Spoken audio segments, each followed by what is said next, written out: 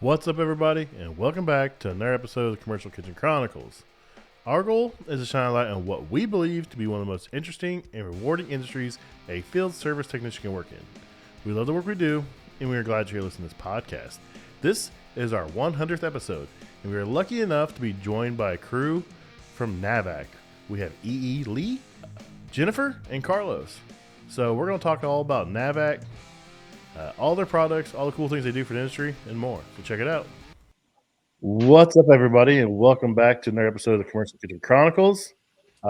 This is a pretty cool episode. I'm happy for this one. I never thought this would happen. This is actually going to be episode number 100, and we have a full boat. I mean, I don't think I've ever seen this many faces on here. I'm not sure how many I can do with this app, but we got 6 beautiful faces on here tonight, and I'm looking forward to talking to everybody. So we have Jason and Rich in the house, and then we also have the team from NAVAC on. We have Yiyi, we have Jennifer, and we have Carlos. And we're going to talk about all the great tools NAVAC has. They're coming out with more, I guess, coming up the first. I guess it's supposed to be a pretty big announcement. We won't get into that. I don't want to get anybody in trouble. But I want to talk about their products, and then they have a special line of products that are actually A3 rated for us kitchen guys. They're dealing with the R290, R600 stuff. So I'm sure we'll get to that as well. Also, I'm very thankful for them because they are giving away a NP7 DPF in celebration of the 100th episode, and I will release details about how. What is that in English, please? I'm not sure what 7 CFM, A2L, A2, and A3 compatible vacuum pump. Okay, thank you. No worries. Yeah, I'm not sure how they come up with the names. I don't know. But I'm sure there's meaning behind all the initials and everything, but it works out for me. So it's a 7 CFM A3 rated pump. So that's pretty cool. And if y'all want to give away that battery powered tubing expander, I mean, I'm down for it. I got the tube bender, and that is a freaking game changer. Oh, you did it, bender? Sweet. Yeah, good. I bought the bender. I don't know how we've gone this long in the industry without it. That thing is a game friggin' changer, bro. Were you one of the ones that were stepping on the actual tool, the crossbow, just stepping on it? No, not. I've used the first. I had for smaller pipe. I had that little God, I even forget who made it. I don't think it was Yellow Jacket, but that little black one that you kind of put the thing through and bend it over. And then I got a ratcheting bender for bigger pipe. But when I went on my own, I bought that battery powered one, and on all these installs I've been doing, that has been a game changer. That thing, great feedback. I appreciate worth every penny. Good. That means we can make it higher, right? No, I'm just kidding. I already got mine, so you could charge whatever you want for it now. That's great. So, for people who don't know, NAVAC makes a wide variety of tools. Especially, us, we're geared more towards the HVAC side. They do a lot of other stuff as well, a lot of process pumps and stuff I've noticed on LinkedIn. And it's a pretty cool company. So where do you guys want to start? You want to get right into the pumps, or you want to talk about some of the other tools first? Dealer's choice. We can start with pumps if that's the avenue we want to go. I mean, you're 100% right. I mean, we've been around for quite a while now. I would say 3 decades, if I'm not mistaken, in the shadows for a long time. Vacuum pumps really is our bread and butter. That's really what we pride ourselves on, and we're really highly known for. And then we've added other categories over the years, just like Rich mentioned, the power bending tools, recovery machines for the market, hoses, fittings, access fittings, manifolds, thermal imaging cameras, you name it, we got it. We got them all. When it comes to vacuum pumps, really the goal was just to we're trying to pride ourselves really in innovation, and every year trying to come up with something new that changes the way we go out there and do the jobs that we go out there and do. We started this 3 years ago by the introduction of the battery pumps. I'm sure you guys are familiar with those two guys, the 2 CFM and the 4 CFM battery vacuum pumps, just designed to be convenient for you, right? It was never designed to take over the world. Mm-hmm. It was just designed to give you something that lets you go to the job site, not break your back, not have to carry 150 feet of, or 50 foot of line of extension cords out there. And again, striving with that innovation part by adding the battery powered capabilities to it. And something that people actually tend not to notice on that 4 CFM battery pump, you can have your cake and eat it too. We do have a power adapter for it as well. So you can have it both ways with those kind of pumps, DC motors. If you notice, all our pumps, we give you guys a 3-port inlet, right? So you get your quarters, your 3/8, and your 1/2 inch for even faster flow. So there's a lot going on the evacuation side. So wherever you guys want to take it, we can go right at it. So I did notice you guys have that new hose, man. That thing, they've coiled that thing around like a hot bottle or something. I'm like, that thing is gnarly. Everyone, the larger hose is where it's at. I love the larger hose, vacuum rated hoses, but I mean, some of those things you can't bend in half, and then some of them are, I don't know, but your guys' I've seen that thing bend around like that, and I was like, holy cow, that's where it's at. It's flexible. Yeah. Man, I want to check one of those out. I haven't seen one in one of those firehouses yet, but if I do, I'll probably end up buying that one. Yeah, those came out this year, and the flexible part of it is it's pretty convenient for us, right? Because especially when it comes to colder climates, we all notice those hoses get very brittle and stiff, and you have to stay in the van for a little longer, trying to cool it down or warm it up. I mean, so that's gonna be a convenient factor of those specific hoses. But it's a 3/4 inch hose. So it's 16 CFM rated. That's as fast as it's freaking gonna get. You should check that thing out. Even on a 2 CFM or a 4 CFM battery pump, we've done evacuations in less than 2 minutes on a 5-ton system. So it's kind of insane, and it's bringing back that knowledge part of it that I feel like we tend to just kind of disregard sometimes. Because for a long time, I kept seeing guys in the market use 1/4 inch or even 3/8 inch hoses on evacuations, and I was always wondering why. It just kind of baffled me, just because it was never designed for that. It was never rated for that. It was just mainly designed for charging. I think my camera is lagging.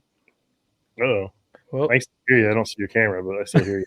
Well, that's good. I don't know what it's doing right now, but I'll fix it in a second. But yeah, so basically, these guys were designed to really allow you guys to do the job faster, but it's the way it was designed to work from the beginning, with at least 1/2 inch hoses. So my standard is at least use 1/2 inch hoses and then work your way up, because with hoses you can't scale you can't scale down, you can only scale up.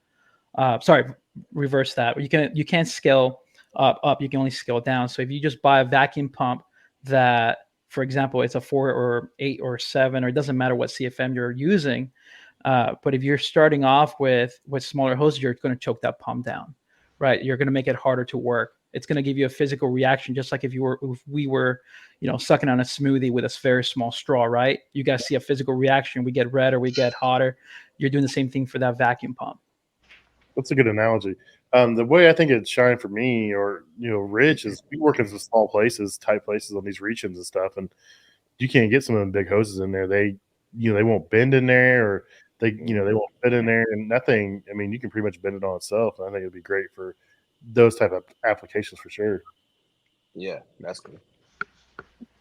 So the first time I seen, I think the battery powered pump, I think it was Andrew on his channel years ago.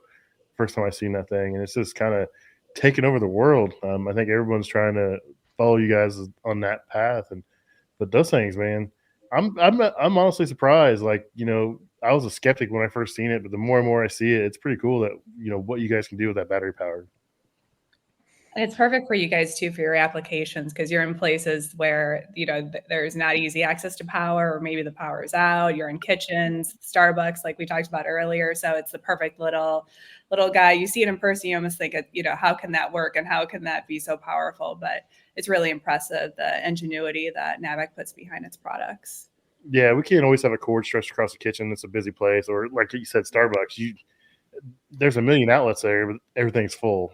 Yeah. And then if I run a cord across a busy Starbucks, someone will trip over and fall. It's a hazard, and on rooftops. And a lot of times, if it's nice where I'm at, I will actually push equipment outside, and there's not always a receptacle out there. So it'd be a perfect application for all that. So yeah, rooftops for me is the biggest issue, because every RTU has an outlet. None of them have power though. Totally. Yeah, I love it. They put an outlet on there and they never run power to it. It's just there. That's cool. Thanks, guys. Yeah, you always got to take a risk of using that Widowmaker up there. So yeah, I've never used one. I don't know why. I've never used one. I've run like 200 feet of extension cord, but I've never used a Widowmaker. I don't know why. I've got nailed off one, not hooking it up, but the pump wasn't grounded and it got me. So I don't mess with them. I don't have to. And that's why they call it a widowmaker. Oh yeah, it's definitely sketchy. But you know, their pumps now are DC driven, correct? Yes. So they can handle, you know, the longer cords and not damage them or bog them down as much as, you know, the standard motors we had in the past. So that's a great, you know, feature there is, you know, it's probably a ramp up versus a hard start like we're used to. So I'm sure the voltage is not near as dependent or it doesn't have to be as perfect, I guess. Yeah, I mean that DC motor capability is definitely going to come in handy, depending what you're using it for. I mean now, you know, especially even with on the A2L set of things, it's going to be more prominent. I just love the fact that every time somebody hooked up a vacuum pump, usually was to like a residential home. So now you're not risking the chance of blowing somebody's fuse. So that was for me the kicker was like, well, this is going to be a lot more convenient. I'm actually able to control the speed of the vacuum without costing me an arm and a leg. Because there's tools out there for AC motors, as you guys know, that will speed up the process. Those things were expensive. Yeah, I wasn't looking to have none of that. Hey Pat, could we get some background introductions on everybody and what they do? Sure. So, who do you want to start with? You want to start with Yiyi? My name is Rich. No. Done. Let's start with Yiyi. Sure. My name is Yiyi Li. I'm the marketing person at NAVAC. I've been with the company almost from the beginning. Yeah. So I love this. Love working for NAVAC. The products are cool. We have innovations every year. That brings me a lot of work, of course, but it's a happy problem to have. I can feel that. I can feel cool. that. Yeah. And EE sells herself short because she does an amazing job in marketing. I think that's one of the things that NAVAC stands out a lot compared to our competitors with social media and just, you know, getting our name out there. You know, we're a younger quote unquote company. And so it's always impressive to see. And my name's Jennifer Boyajian. I'm the Central Regional Sales Manager. I'm based out of the Chicago burbs, and I've been in the industry for 12 years working with tools, flow controls, as well as equipment. And so I joined the NAVAC team in January. So it's been a wild ride, but really excited to be here. Awesome. Nice. Hi guys, so my name is Carlos Castro. I'm the Western Regional for NAVAC. So I handle the entire west of the U.S. as well as all the west of Canada with it. So I got all the fun markets, right? All the mountains, all the cool locations. So I've been around for the industry for I think about 13 or 14 years as well. Done a little bit of everything, from sometimes installation through friends, through selling, you know, chemicals and other products in the market or flex and metal. So you know how they say in this industry, you never really leave it. You just put another shirt, another name tag. So it's hard to get out of it. Like the mafia. It's too good. It's too good. You know, if you take care of it, it takes care of you. That's a good point. I will say that you guys have one of the best booths at AHR every year. I love it. I stop by there. You never know what they're going to be doing between the races and all the other stuff you guys have going on. It's always a great booth. And it's always a big star. A lot of people, you know, flock to that booth to see what you guys have. So that's cool. That's awesome. That's all EE. Thank you for your compliment. I take it. Yeah, and you can see that energy behind our customers and people who love us. You know, they love the brand and they love, you know, we want to give back to people that support us. And EE comes out with the funnest games to play and competitions. And you have guys that are standing around our booth all day long because they want to beat the score of whoever beat their score. And so it's really cool to see, you know, just the amount of momentum that we have at HR. And this year at Orlando, it's hopefully you will come up with another fun game for us all to compete against. We definitely have something big bringing to Yeah, I'm already the next row. Looking forward to that. Yeah, I'm looking forward to Orlando. Actually, they sent out the contracts for Podcast Pavilion today, so we should be getting to pick our time slots here soon. So it's hard to believe that it's that time already, but I look forward. This year has gone very, very fast. So fast. Sweet. So how long has NAVAC been in the HVAC industry? In the HVAC industry, same premise, really. Over 3 decades by now. Again, we just play more of a in the shadows kind of scenario, making motors and vacuum pumps and things of that nature. And And then what is it? Is it going to be 8 years in September, EE, or 7? So actually, NAVAC as a brand, we got our first purchase order in December 2017. Yeah, So it's 7 years. 7 years now, right? So in Mhm. September, it's going to be 8 years. Oh, yeah, I guess, yes. Yeah, yeah. So our birthday's coming up here in 2 months. It still feels like we are we're younger than that, but It's okay. time flies. We all feel Yeah, that way, right? yeah. We're having a lot of fun with it. Yes, we did. That's cool. So let's talk about the vacuum pumps. You guys make a wide variety of sizes and types. I mean, I can look at the website and I go to vacuum pumps and it's just there's a list. I mean, you guys have industrial, you have ammonia rated pumps. I mean, all different sizes from the 2 to 4 CFM battery powered to some of the bigger ones. Do you just want to break down some of your products and what separates them from everybody else, or? Sure. Do you guys want to do this in categories? Like I'll do one or two, and likewise. That way, I'm not taking all the time. Again, I'll start with vacuum pumps and recovery side. The biggest differential between ourselves and I want to say everybody else in the market is just really innovation, taking the good and the bad that we see in the market, and then trying to make something exciting out of that. Every year we're coming up with new products, new innovations, and firsts. So that's really like what we again strive ourselves on when it comes to our categories. So with vacuum pumps, again, for example, we go from 2 to anywhere all the way to 30 CFM, if not more. On the recovery side, you guys, I'm sure, have seen a lot of new stuff from us over the years with the 4-cylinder recovery machine, the NRDD, and now the first for us, a 20-pound recovery machine, that NR7. I don't know if Pat, I don't know if you've seen that one or if you have that guy, but those things are pretty cool. I'm bringing it up right now. I should check it out. So that's pretty cool. It's A2 compatible. Can you throw it on the screen? Let me see if I can do a screen share. See if I can do this without crashing the system. Presents, screen share. Here we go. I'm a terrible host. So can you guys see that? That's perfect. Yeah. Yep. So there is the NR7 compact, light, and fast A2 compatible reclaimer. It looks pretty sweet. So what's some of the features of this unit?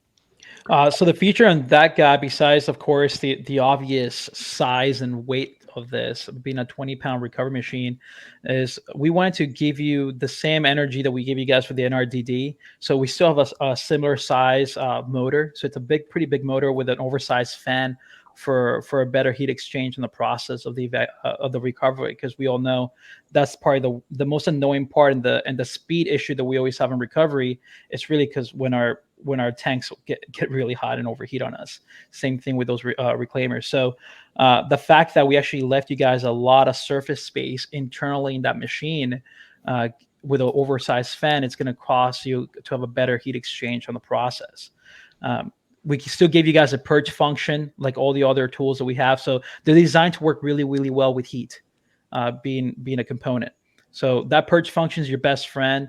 In my opinion, it's treat it as your warranty department right there, because what I've noticed in the industry is a lot of times where we're using a recovery machine, we're using this in basically abandoned projects. Okay, we're doing recovery on things we never worked on before. They're abandoned jobs. Now we have to go out there and fix it. When that happens, is you're going to get a lot of contaminants into your recovery machine there, which can cause a lot of issues, right? You can get a failure A code, and now you have a broken recovery machine. So having that purge function, it's going to be a huge benefit to you by expelling a lot of those residues out. And then, of course, always use a dryer filter. I can't stress that enough. Always use a dryer filter. And then you can even make this into a multi-tool, in my opinion, because there's nothing stopping you from just using that purge function to clean out your hoses if you want to save some money and not have to have multiple hoses for A12 and so on. We did make hoses to combat with that by giving you orange hoses. That way, visually, you notice a difference. of hey, this is going to be for 812. If you want to specify it, we even give you a reverse threaded adapter to it. But very cool functions that you can kind of utilize in the field. Sweet. It looks pretty cool. 20 pounds is definitely a nice little feature there. I think my first one probably weighed like 40 some pounds. And every time I had to drag it on the roof, I wanted to cry. Yeah. Yep. We got some good questions accumulating in the chat room there. Did I don't know if you just want to read them or if you want to pop them up. Oh, you can pop them up. You still got access? Yeah. Let me see here. This is a basic question here from Matthew and Megan from Mechanical Environments. How heavy is that machine? As big as my baby, 20 pounds. 20 pounds. All right. This one's another one here from Nasty HVACR. Is battery powered recovery machines possible now or in the future? I honestly don't know. Maybe we can call Elon Musk for that. He's the battery guy, right? Maybe a Tesla battery would be a good you'll have one to give up your name and let him put X on it or something. Oh, wow. Yeah, I'm not sure. Originally, when I saw the NR7, I thought that was going to be a battery pump because it didn't show the cable. Yeah. And it was so small that I was like, okay, there has to be a battery in this. So maybe something in the future that we can, definitely discuss. It is something that is asked quite a bit of us. Yeah, that's take a lot of power. Yeah, I'm glad to see that you guys. Someone asked you guys are going to be at the HVAC National Championship, and you guys will be there. So that's cool. Oh yeah. Yeah, we are all very excited about the HVAC National Championship. Don't they use our tools, EE, on those? Oh, we I thought signed they the No. We signed the NDA. It's confidential for now. Oh, I didn't know. I didn't know if they did or not. Okay, Pat. Now you know. Kidding. Now you know what to take out. No one said yes or no, so we're good. Do I got to step in HR? No. I know Megan said that they melted their recovery machine up on a roof this week. It's so hot out in Denver. That's wild. Melted? Is that what you said? Melted? Yeah, I think they said Let me see. It was earlier. Yeah, she said it's super hot there, and she said Matt literally melted our NRP 60i. Oh wow, the 6 CFM vacuum pump with the digital. He melted it. That's what she said. We'll have to get some clarification. She'll chime in. She's still here. I just want to know because they're in Denver and I'm from Florida and I've never melted. Yeah, a vacuum pump or recovery machine. I mean, they're closer to the sun, Rich. Yeah, they are. Megan did say it's sunnier there most of the year. Yeah, to be honest, you're below sea level. She said she put the video on Instagram. I'll have to link to that and check that out, Megan. That's terrible. Can you screen share that video? Can you find it real quick? I know that'd be going off topic, maybe towards the end or something. I'll find it, and I won't bring it up, but I'll find it. But I don't know if that's a warranty claim. It's probably the warranty. It's probably past a year. That's almost act of God if you're that close to heaven. For real. You guys are branching out. You're more than just a pump company now. Though. I mean, you make hoses. You're making, everything. It's just you guys are just taking over the HVACR industry. You guys did blow up. In the 10 years I've been in the field, it's just like overnight. Like, man, they're just killing it. I saw a few, and then there's multiple series coming out. I'm just like, wow, they're killing it. I just should have started collecting it from the get. Yeah, I had a chance to use HVAC Tactical's flare tool, and that thing was sweet. I was like, I don't do enough flares to justify this, but I'm liable to buy one just to do it. Pat, how many flares do you do? Hardly any. Okay. Yeah. Most of the time, I'll be honest. If I'm going to put a flare on something, I just get a press flare and put on there. And just because most of the time when I do it, it's outside. It's going to be on a filter dryer, and I'll put a filter dryer and a sight glass combo on there. I just do it that way, so I don't have to pull torches on the roof again. Mm-hmm. I try to look proactively and be a little lazy. Proactive and lazy at the same time. You say you want to look proactive. It's like an oxymoron, isn't it? I think Pat has a lot of homeowners looking at him like just doing the job, and he's like, "Oh, I gotta make sure." No, luckily I don't do homeowners, so most of my stuff's up on the roof, and they're not climbing up there, so I get lucky there. But they can't see. Yeah, we want nothing to do with residential. I'll tell you. No, nothing. Maybe Rich. I don't know. That That flare tool is fast, man. I am going to give it up because he was racing guys pressing on flares and he was beating them with it. I was like, holy smokes, man. I seen I think it was HVAC Know-It-All had a video showing that thing too, and I'm like, that's kind of sweet. But I'm the same way. I rarely flare. My thing is, I've always sucked at making flares, so I've always found a way around flaring. Yep, and that's why I just press on a flare because I'm terrible at it. But man, that thing takes the guesswork out of it. It's got the little stop gauge you insert. You pick your tubing size. It's got a little finger. It flips over and you slide it in until it touches it, and you close it, and then you slide the tool on it, and it's perfect every time, man. It's pretty sweet. Yeah, I mean, the speed is nice, right? It makes you flare in 15 seconds, but the fastest part of the flare is really the process, right? Because that's always the hardest, longest time they're going to be spending is just trying to set this thing up manually. So this kind of defeats, takes a lot of that pains out of the equation.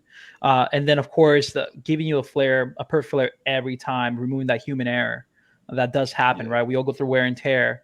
So the point of the tool is it's a multi-purpose tool, right? It's designed to keep you guys in the industry as long as possible, but not give you copper tunnels and all those issues. And then also, if you guys are hiring like an apprentice, you're just too busy, you don't have the actual time to really train him on that. The tool kind of takes that stress out of you. And then even one bad flare just takes one bad flare in our industry. It's expensive. You're talking about labor costs, copper costs, refrigerant costs. Those things add up, right? So one bad flare can cost you more than the tool easily. 100%. Yeah, you can buy those tools for one that mistake. So if you're a business owner, if you're out there and you're noticing your guys are taking too long in that job sites, these things are gonna allow them to move on to the next job, which produces more income for the company, which means guys can actually get their bonuses. I feel like you're peer pressuring me, bro. I feel like you're peer pressuring me. No pressure, Reg. Well, we, in our industry, we're working in walk-in coolers and freezers, and there's always been a stigma like you can get a TXV or TV, whatever you want to call it, it flared. But people are like, oh, in nice cold environments, it'll work its way out. I mean, I've never seen it, but it's just that's what people say. I don't know if that's really the case or not. Is that their excuse for TXV leaking? Yeah, well, they said the flare being in that cold environment will cause the flare. I've never seen that happen. That's a heck of an excuse right there. Let me find out. Let me find out. Yeah, I've never seen that. I'm sorry, I've never seen. Let's fact check this. Yeah, I've seen bad flares on TXVs and they leak. That will cost a leak. Yeah. Oh, I'm terrible, dude, with the flare. And I'm like you. That's 100% why I probably don't do it more is because I suck at it. So I thought it was funny because I remember I remember even in 5th grade learning how to write cursive and then going to 6th grade never using it again, and that's how the flare. I thought he was going to say I remember in 5th grade learning how to flare. No. But that's my point. Classes in school. Oh my god. But that's my point. It's like, guys learn how to do it properly in school, and then just to come out and notice this freaking flare tool just doing it for you, it's kind of like, that's a little depressing. That's funny. So I just noticed there's a conversation going on in the chat between Total Tech, which I have no idea who this guy is. He's here all the time. It's great. I love it. But him and Andrew Greaves, I'm just stoked that Andrew Greaves is in my live stream. I will just say that because I was the biggest fan of him. The wizard. He's a celebrity, especially in the NAVAC world. Oh man, when he first came to NAVAC, I seen him in Indy. He was doing a supply house stop. He went to Duncan Supply, which is one of the supply houses I go to, and he was in there talking to a couple of Mitsubishi guys, and I was like just sitting there like I seen him. I was just sitting there waiting patiently, for my turn to talk to him. And the Mitsubishi guys gave me a dirty look, like, "What's this guy want?" And he looked up and smiled and nodded his head at me, and I introduced myself, and that was really cool. So every time I go to a trade show, I always make sure I go and talk to him because he's one of the guys that really got me into showing what I do and having pride in my work. I think it's taken it to the next level. So I just had to have that shout out real quick since he was in here. He has a glow about him. We're so lucky to have him. He has his training center in Kentucky, and that's where I learned, how to use NAVAC tools. And we went through how to do a manual flare versus using our battery power tool. And I 100% agree. Doing a manual flare is a nightmare compared to our battery tool that makes it so easy. He's not too far from me. Maybe I need to go down and check out his training facility in Kentucky. You definitely do. So that's cool. I'm lost. I don't know what to say. So that's cool. We're all fangirling over Andrew. So I know it. Oh, I seen his post on LinkedIn today. I'm gonna talk about it. And there was another guy with a beard, and I was like, all they need was Brad there, and had the 3 beers of NAVAC. It's like, is that a prerequisite to work there? Is you have to have this glorious beard like these guys have? I'm trying to grow one. Carlos out. He's trying, but I'm trying. I can't do it. Don't feel bad, Carlos. Mine's so patchy and nasty. I give up and get mad. I try, and every time I get close to the size, my wife goes like, "You better shave that thing off." I'm like, "Okay." Like, I don't want any trouble. I don't want no problems. That's awesome. That's awesome. So someone asked about your core tool. Someone else out there has a core tool that has a sight glass on there, and they're asking if that was something you guys were ever going to look into doing. I just seen it pop up in the comments, so I brought it up. I would say that we like to be first. Yeah. Everything we do. First, you're last, right? Right. Originally when we designed the NVR1, that valve removal tool, the convenient factor of it was really the 2-in-1, right? So you're getting your 5/16 for your ductless side of the world, and then you get your 1/4 inch for everything else. And then also educational purposes, whereas you start with the hoses, get bigger hoses, and then get that tool, because you're still limiting your the evacuation process. You're only getting 0.5 CFM out of there if you're not using a schrader, if you're not removing the schrader. The sight glass, it's a cool design. I like it. Will we copy it? I'm not sure. I don't think that's usually how NAVAC tends to do things. If we're going to do something, I think we're going to just go big. So that will be our approach to it. Yeah, no one wants a copy. We want to improve. We like that they're copying us. If y'all really want to innovate, come out with an inexpensive Cormax tool. That would be innovation right there, bro. Everybody hates that tool. Do you know what he's talking about, Carlos? I heard of it. I do you have a picture of it that you can pull up? I think I know what it is. A big giant Schrader core. It's proprietary. It's not really proprietary. I think Carrier uses it, and I'm not sure. But you can't change just the Schrader. You got to change the whole fitting, and it's big. And yeah, the valve core tool for it's like $500. Oh wow! But I mean, when that thing works and doesn't leak, it flows great because you're pushing in a humongous core. But when you got to change it, it's a nightmare. I bought the tool. I used it 3 times, and it broke on the 4th one, and I threw it off a roof. I was mad. I was done. At that point, what? Not covered under warranty anymore, right? Anything that's when it works is a red flag. I would have been calling them every day as much as that tool cost. Dude, they would have heard from me 3 times a day, bro. I seen the guy. I seen the rep at Duncan Supply, and I was giving him the riot act, and he was like, "We got to take it back to where you got it. We got it from Granger, and Granger's like, oh, they just gave us a run around." I was like, "I'm done with this thing." One of the great things about NAVAC, and you can kind of see with our team, obviously with Andrew and our president LT and the whole team, everyone has a very engineering minded background. And so we're always open for new ideas. And that's kind of where you see all the new products come out from us year after year compared to other people. We come out with so many more because we constantly get feedback from the field and we want to make things better. So, the more feedback we get, the better. And I know Yiyi, hears some of the stuff on socials and passes it along to the team. And we've had team meetings just, last month going over new ideas. So it's cool conversations to have, because the whole point of NAVAC, and I think you guys have talked about it with our tools, is we make your life easier. That's the whole goal. And so, and hopefully with the new products that are coming out shortly, you'll be able to see that. Yeah, that's definitely the best part, is to make my job easier. I mean, everyone always talks about the labor shortage and people aging out and all that stuff. But I mean, if you invest in yourself with better tools, you can help alleviate some of the stuff. You can speed up your time. You can get our job done. I mean, a lot of guys don't look at it that way, but look at Rich. He's working for himself. He's owning a small business. He's trying to, he's growing. He's doing things. But that one more call a day may mean, the difference in, whatever he's got, going on. Yeah.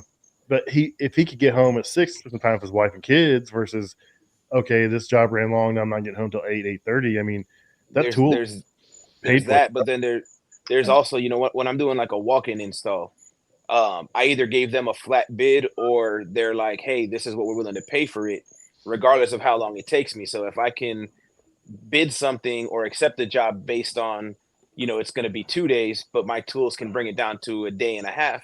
That's more money in my pocket on that job. Plus, like you said, the extra call I can run because I saved myself half a day or whatever amount of time it was. That's my biggest thing I'm looking at right now whenever I'm spending insane amount of money on tools. I'm just like, I mean, I bought recently a Milwaukee caulk gun because I had to caulk over 100 feet of tracking for a walk-in cooler. I'm like, I'm not doing this by hand. $150, let's go. We had that thing caulked in like 10 minutes. The liquid nails putting the tracking down. Yeah. We had that thing mad quick.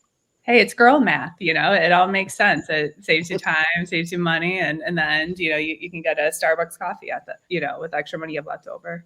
I have 4 daughters. I get girl math. Yep, exactly. just wait 5 more years. You're gonna start charging $180,000 for one job. This keeps up, and that'll still be below the poverty line. For real. Someone wants to explain it to me. In terms of tools for jobs. If you can justify using it twice, and it's paid for itself. Did I tell you that? Because that's how I do it. I think it might have been you. I think it was either you or someone on the show, I think, said it. So y'all need to stop shopping at Harbor Freight. I look at it like this: if I can use the tool one time, I'm good. If I can use it I made money on it. I like Jason's comment. Tool math. You should do a whole series around that for NAVAC. Exactly. Yeah. Jason Norman, the great Canadians. The A team, exactly. So I'm just scrolling across the website. And it's like it keeps going. You guys have hoses, fittings, manifold gauges. You have a digital, a non-digital. You guys micron gauge, valve core removal tools, thermometers, digital imaging cameras. Wireless refrigerant scales, leak detectors. I do have a question on that leak detector. I focus a lot on R290. Do you guys have something that'll pick up R290, or is that not out yet? Or I can grab my NX1. It should have my setting on it. Are you saying for leak detectors? Leak detector. Oh, my apologies. No, we don't have anything at the moment. We're talking about it now. I mean, our leak detector just does R32, but not 454B at this time. And mainly because if you look at the refrigerants, I mean, 50% of that R32 is 410A. Yep. But for 454B, it's a little more, more. I mean, that's 72% of that. That's R32. But it's stuff that we are going to work on. We came up with a lot of cool things in 2024. Like Rich got the power bender. Something that we added recently that finally got finalized for the guys that are in the chat and for yourselves is we've been working on our app, our NAVAC app. So you definitely download it. It's free. Utilize it. Check it out. Let us know what you think of it. But it's going to be a good tool to utilize for our micron gauge, the NMV1S, which is the one that's 500 PSI rated, which is fantastic. Which means I can't break it. Which means Pat, you can't break it. So that's a cool one. Challenge? It's a challenge. Challenge accepted. Who's going to break it? Whoa. Carlos almost dropped one of our industrial pumps at AHR, so he tries to break things. But that thing dropped on my toe. That's what it did. It's still discolored. But it's going to work. It's operational with our NX1, our new gauges that we released. That one does all 72 refrigerants. I don't even know 72 refrigerants. If you guys can name it all, maybe Andrew knows 72, the top of his head. I do like 5 or 6. I'm not gonna lie. But you can utilize the app. You can do your DK test right on it, your evacuation, and then you can print out the information, whether it's PDF or Excel, and then submit it to the job. It's a free app, so we're not charging anybody for it. It's a pretty sleek little micron gauge. I like it. I'm sitting there checking it out now. I guess I should throw it on the screen. Yeah, it's a lot more robust. We took the batteries out, so it's just your USB-C charger, an iPhone charger instead. But very cool features on it. And I like the fact that it doesn't actually shut off on you once you're done your evacuation. It'll keep dropping down, which I think it's a neat convenient part for us because I prefer going way below 500. I know 500 is your go-to, but some guys go to 250 or lower. Mm-hmm. Yeah, they haven't been around kitchens and dealt with some of the stuff we dealt with, I guess. How low do you guys got to go? I try for 500 on everything, but there's some days. I've had some stuff where I left stuff on vacuum for 3 or 4 days and never get to 500 just because what happened to it. And trying to work with a manufacturer and they tell you, oh, just keep pulling the vacuum. Well, it costs them more. It costs them more in 6 return trips. Me coming twice a day to change the oil than it would have been just for them to replace the unit. But hey, whatever, guys. What's your actual threshold for vacuuming, Pat? Like, you hate to do it, but if you have to cut it off at this point, you will. What is it? I hate to do it, but like, if it's under 1,000 and it's been like, I know I got leaking king valves or something like that aren't going to get replaced. If I can get it under 1,000, I hate to do it, but if I need to, I'm going to do it. I'll see you in the office tomorrow. That's a write up. I mean, that's not ideal. Ideal, I go to 500, but if it, like I said, it just depends on the system. If it's an older system, it's beat up, and you're just trying to get it by, I mean, you got to do what you got to do. But those king valves will leak, and it just becomes. You scared Andrew. That He's saying no. I don't even use chat.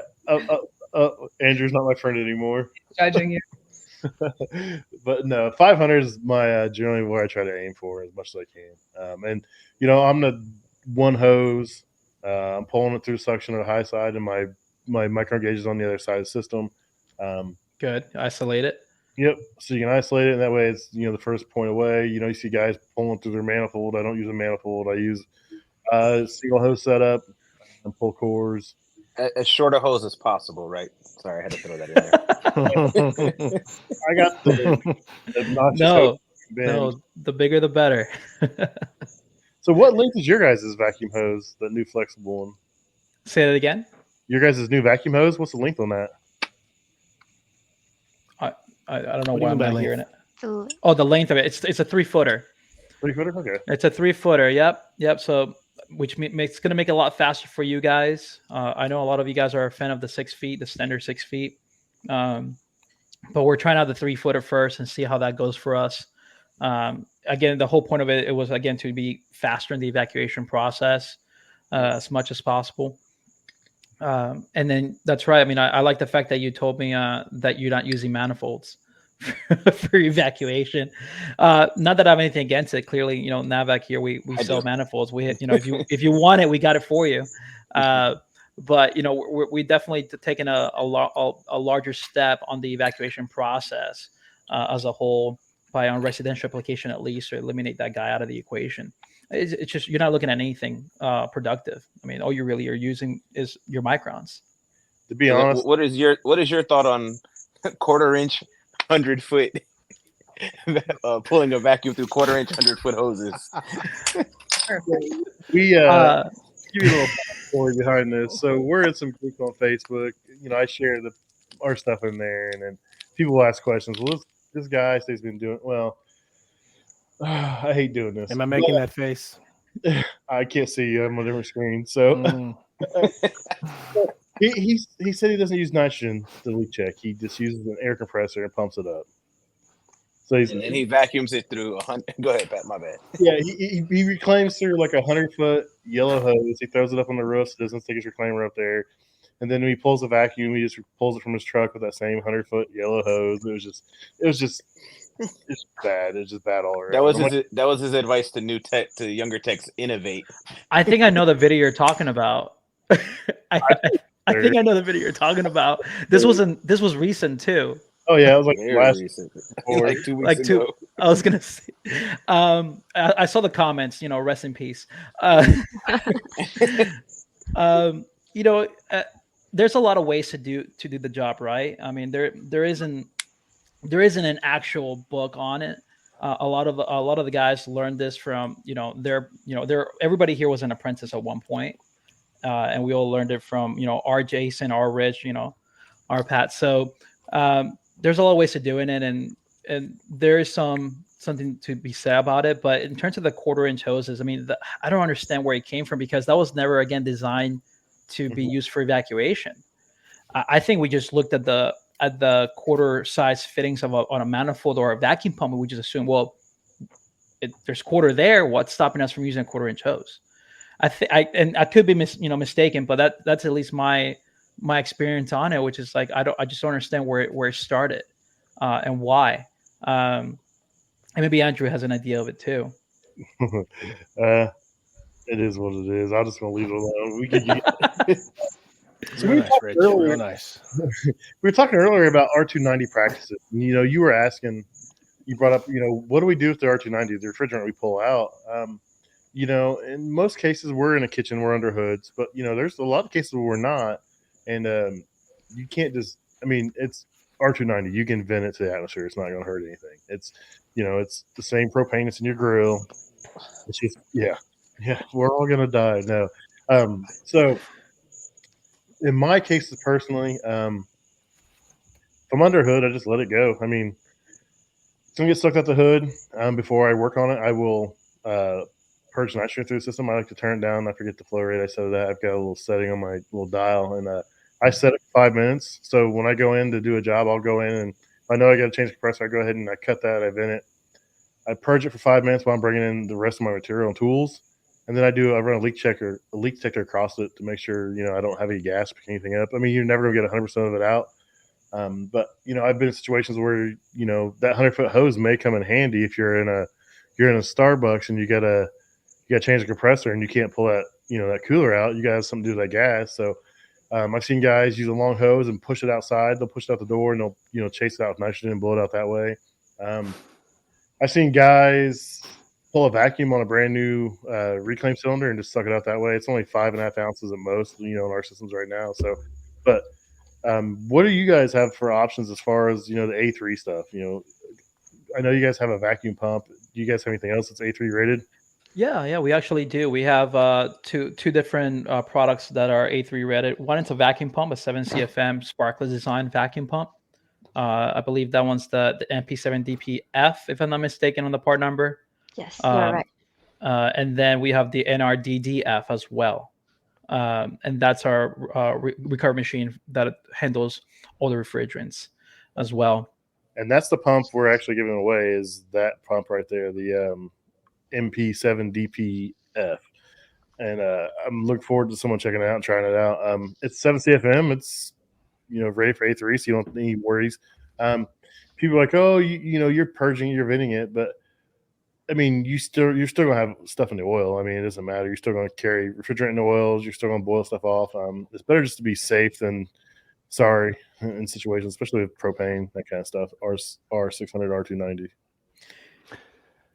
There's no protocol for recovering that stuff, right? Not at the moment. Putting it in your grill and cooking something. Not at the moment. From what we've seen, and that goes for a lot of stuff out there right now. Even on A2L, there's no actual UL, certification on it. It just feels weird to say just blow it. Blow it. Does. It's just like okay. 3, 2, 1. So I'm anxious to try the reclaim machine and see. When R290 first started, we were taking some training courses from some manufacturers, and we were literally just like pulling a vacuum on a water filter and sucking it into a water filter and then taking it outside. Do you remember that? The true units, like back in when they first started? Yeah. And I want to say it was true. Didn't they send you a kit with the caution stuff and like nobody within 5 feet of the work area and all this stuff? Yeah. I'm like, true sells equipment, but they obviously never been on a cook line. There's not 5 feet between the cooler and the stove. But yeah, it was pull a vacuum on that. It was a water filter, and then you just sucked it into it. I was like, how's this? I've never done that. My favorite thing about R290 and R600 was that you didn't have to bring anything in to recover. That was the whole reason why I was like, oh, hell yeah, let's get on this quick. Yeah. Oh, yeah, man. It saves it at least a half hour. At least a half hour. I feel like you can smell R600 from a mile away. You can start a party right there. Start barbecuing. Yeah, you can definitely smell R600. Now, if you smell R290, you got some bad stuff, but bad nose. Well, it shouldn't smell like it's supposed to be pure and refined, but I swear there are some little green cans came from Walmart that I've seen people using. Mm-hmm. So, and that's another thing with the refrigerant, the R290. Like the cans aren't regulated nozzle wise, so you can. I mean, there's 3 or 4 different nozzles out there, so you don't have the right stuff. So, do you guys have a charging setup for R290 or? A charging setup? Yeah. Not necessarily. We don't have those kind of tools. I mean, we have a charging machine, which is like it's a vacuum pump, a charging machine, and then your 3-stage manifold all in one. Okay. But that's not exactly what you're asking for. No, nothing like that yet. I haven't really seen too much in the market either. Could be mistaken on it. No, I mean with the MP7 DPF again the point of it, which is again to just give you something a little bit more convenient factor to it, a pump that you're already familiar with, because we have different variations of our 7 CFM pump, so it's not a new feel to it. It is going to be like a niche market for the guys that are dealing with A3 and A2 refrigerants. But it's just going to do all the above, right? So that's really the point of it. It's already UL designed and tested, so it has all the paperwork behind it as well for performance and safety verifications on it that needs to be have. So no, we're excited to see it out there in the market and see the kind of process and progress it does for you guys out there. Yeah, I'm excited to try it out. This is the first one I've actually seen. It's A3 rated, so I've seen a lot of stuff saying A2L, A2 rated, and this is the first one I've seen A3 rated. So I'm excited to check it out and put it to the test. I love some vacuum pump wars, testing things out and see how they do. We were talking about the hose thing earlier, and I did a test where I used a 7 CFM pump and a 10 CFM pump, and if I just use a standard hose, I even use my yellow hose that I'd used for years. And pulling a vacuum on a brand new tank, it was pretty much the same speed, and it didn't show itself until you start pulling cores and getting the bigger hoses. That speed of that pump. So, right. I may try it out though. It's gonna be a game changer for some stuff. Yeah, and we host classes, whether it's virtual or in person. Andrew's one of the trainers, Jesse as well. The regionals, we've done these classes as well on the evacuation process and how to notice the differences and how to get away from that stigma, right? That we dealt for many years of, we just need a bigger CFM, the bigger the better. And it's not necessarily true, right? Because if you're choking out your pump, if you're using 1/4-inch hoses or 3 8/4-inch hoses in an ACFM pump, we all know you're not getting ACFM out of it. You pay for the price tag. Congrats. Who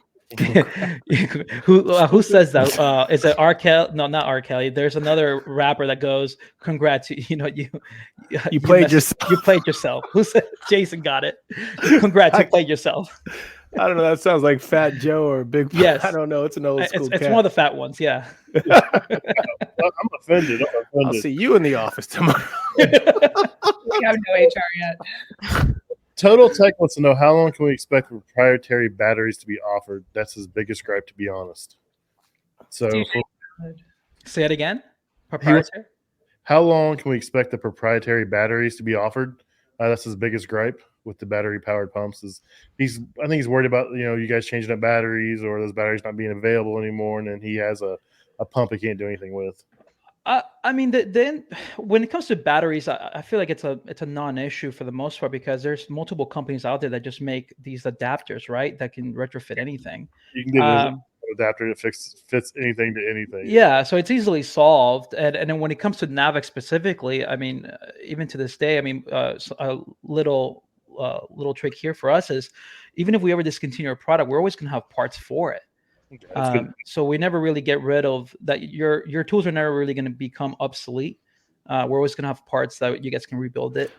So you're always going to sell the original battery to the original battery operated pump that you offered, correct? As far as you know? The most part, as far as I know, yeah. The only time that I've seen that not being the case would be on our original. No, I think we do sell it. I'm thinking about the original Flare tool EE, the Generation 1. That came with the 2 big bulky ones. I think we still have batteries. Yes, I believe we still have batteries stock. All right. I'm just the only thing that we don't have is the adapter. Was trying to say. Say that again, Jason. I was trying to articulate what Anonymous was trying to say. That's his new name, since he doesn't want to tell us what his real name is. Little thing. He's getting picked on. He can't tell us his name. He gets picked on. That's the way it rolls. He's a loyal listener and follower, and he's got great input, but he won't tell us his name, so it's cool. So I call him anonymous. We thought we figured out, but it wasn't it. That was a great movie. So what else you guys want to cover? You guys have out there that people may not know that you guys have made or it's on the market. That NAVAC has. We covered you guys anything tubing. You guys have all the tubing tools, ratcheting tubing benders. You have your expanders, your flare tools, tubing cutters. I mean, you guys make it all. It seems like we got all the tools for the job, guys. All of them. We got kits to go with it, right? So we have the mini split kit, the NKS2. That one comes with your flare tool, digital torque wrench, all your cutters, your deburring tools, your vacuum removal tool, everything you're going to need to service a ducted system. And then another thing we did this year is we added A2L starter kits as well. That way to kind of simplify the process and make it a little bit more digestible for the consumer, because it's just a lot of information out there, and you just don't know what to believe and what not to believe, and everybody's telling you their side of it. So this way, you can kind of just pick where you want something that makes sense for you guys. Also taking consideration people's budgets, right? So you have good, better, best categories, and that's really how NAVAC really labels their tools. If you look at our profile, it's all pro, master, or ductless series, right? So it's your good, better, best categories. So we don't have to be the most expensive manufacturer out there or the cheapest. We can just fit everybody's niche. Nice. I will say that your torque wrench was the first one I bought, and I was doing my mini split for my barn.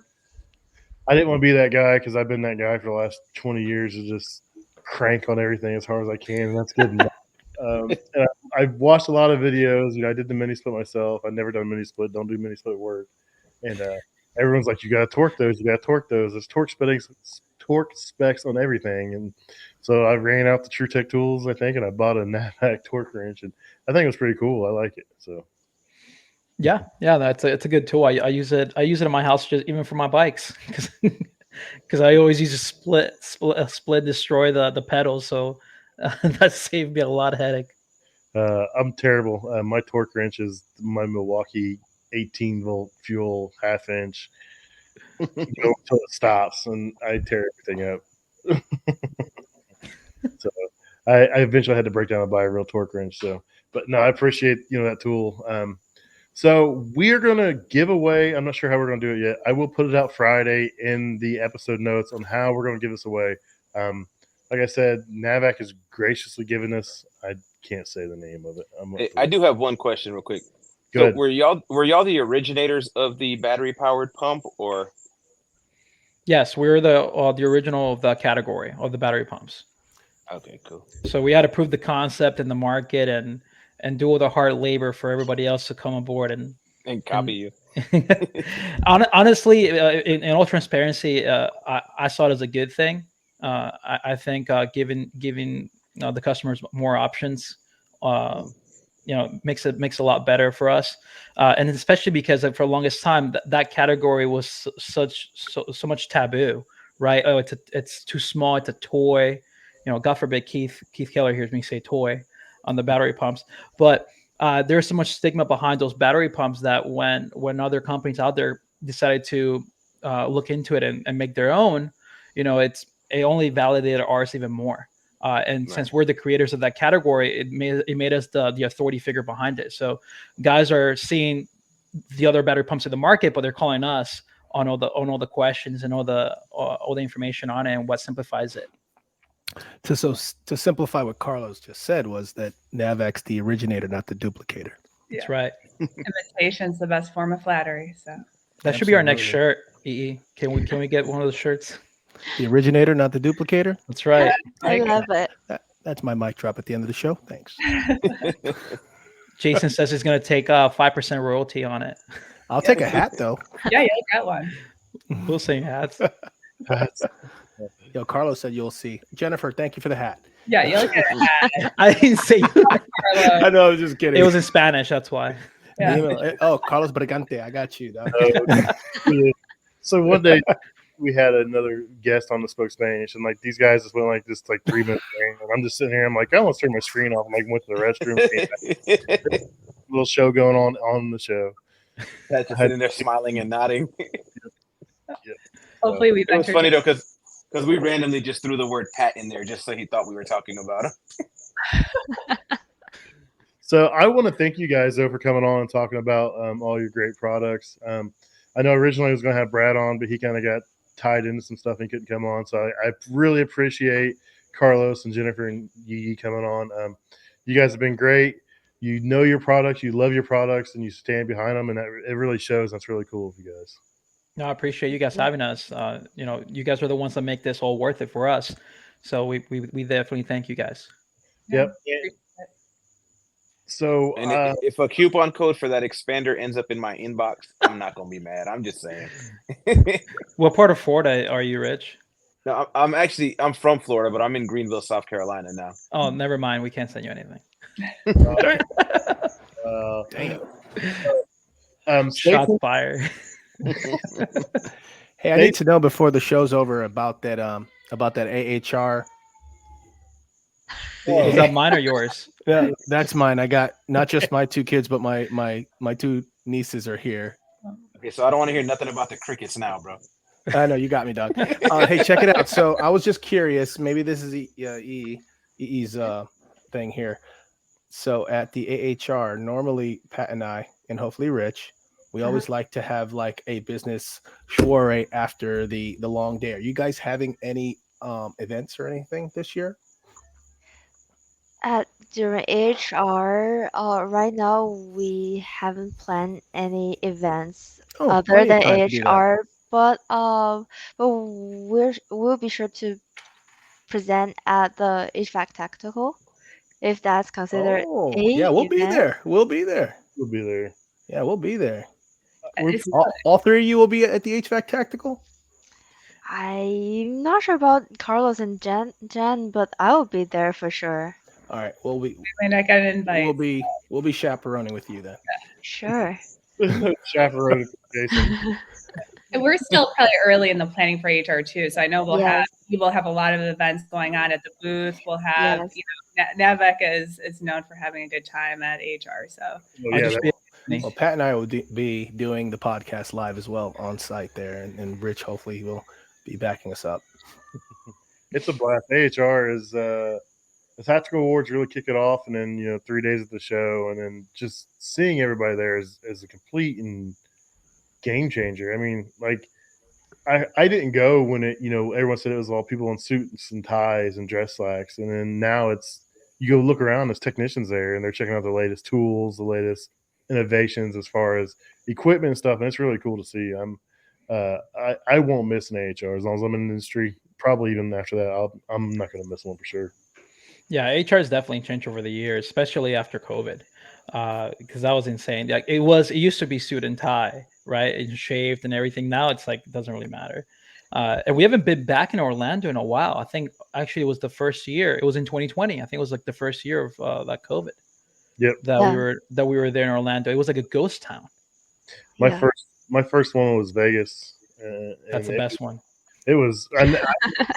So I made the mistake of like me and my wife came in the Friday before, and like Saturday we got up like we're going to walk everywhere, and we walked like 20 some miles, and I was like, I don't want to do this anymore.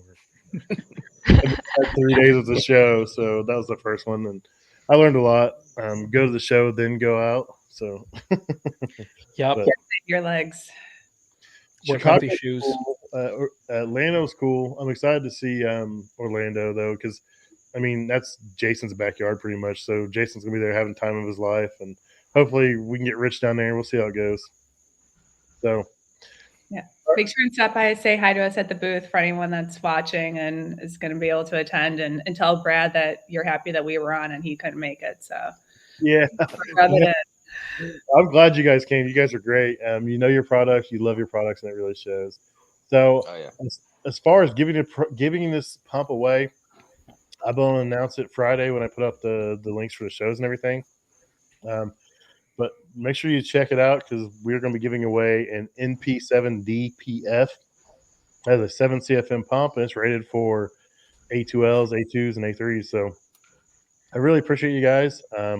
Make sure you guys follow NAVAC on Instagram and anywhere else. Anywhere else you want to plug? You know what we should do? You know how they used to be like, what would you do for a Klondike bar? What would you do for a NAVAC pump? Oh boy, we get in trouble pretty fast. Well, too soon. Too soon. So I will tag NAVAC in the show description, your guys' website, your social media and stuff. I really appreciate you guys coming on. You guys were great. I really love that you guys took time out of your day to come on. I'm just some guy that likes talking about kitchen stuff and tools, and you guys made it fun. Awesome. Anytime. Yeah. Thanks, guys. Have a good night. Thank you. All right. Take care, guys. See you. Good All right, night. y'all.